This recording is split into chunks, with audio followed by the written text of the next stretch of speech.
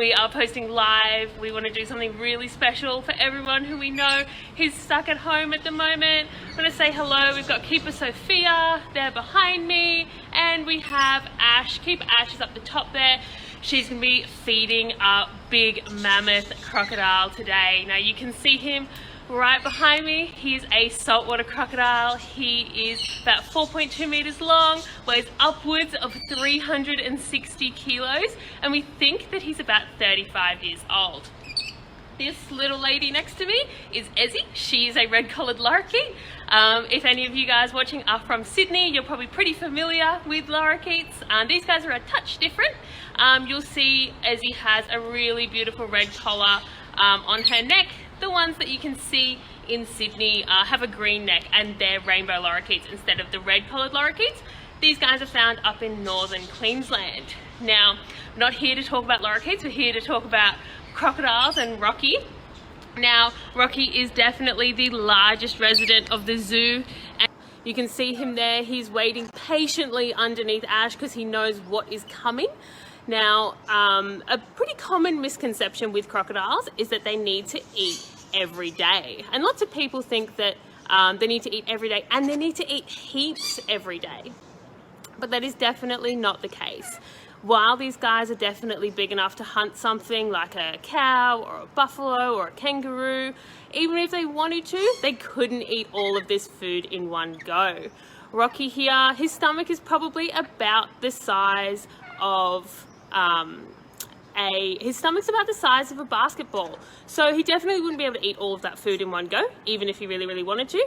Here at Wildlife, we feed him once or twice a week. That's plenty for him, because wild crocodiles are able to go 9 to 12 months without food if they need to.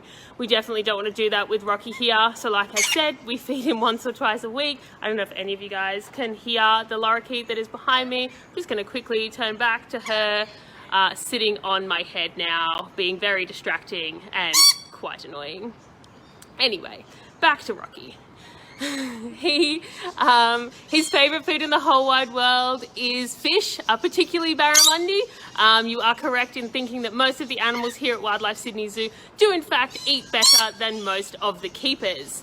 Now, always got to be in shot, don't you, mate? Now, today that's exactly what Ash is going to be feeding him. She's got a couple of pieces of fish. You will notice that they are a little bit small. But that's really important. For us, giving Rocky lots of smaller feeds keeps him nice and active, nice and happy and healthy. But before we get started, if you guys have any questions, feel free to post them as we go through this live feed. We're going to do our very best to answer as many questions as you have. So start posting them now, and we've got Sophia here helping us. Now, I want to tell you guys a little bit about Rocky and his story. So he is a saltwater crocodile. They are native to Australia. They're found up in the northern region, so they like it where it's nice and tropical and warm all year round. To make sure that Rocky is nice and happy, because we are based here in Sydney, right on Darling Harbour, it is not tropical and warm all year round. In fact, it can get quite cool here in winter. So what we do for Rocky is his pool is actually heated to a lovely 30 degrees all year round, and even that land area that you can see over there, that's his basking spot. We've even heated the ground underneath so that he can bask in nice 30-degree heat.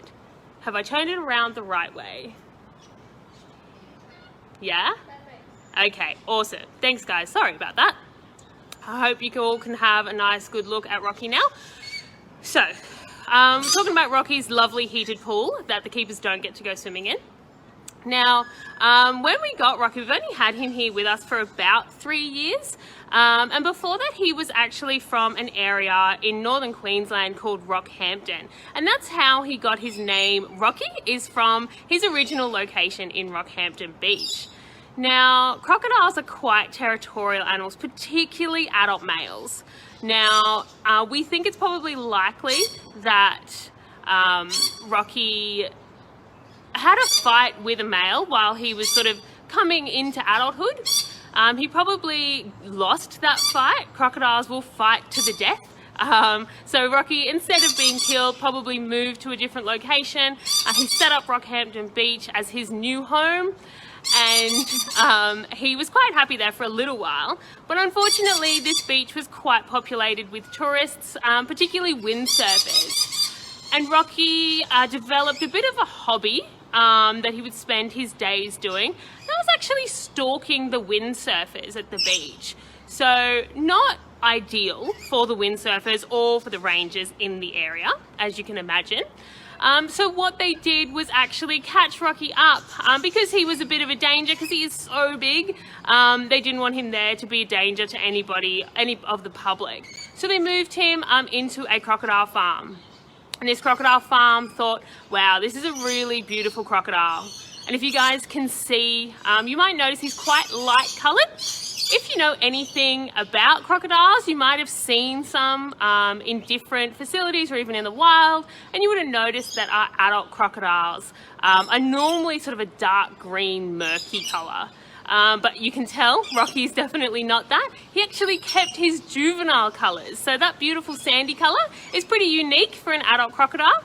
And the croc farm actually wanted to breed with Rocky. So they decided that they were going to keep him. And so after he'd had a chance to settle in and get nice and comfortable, they started to introducing him to a female.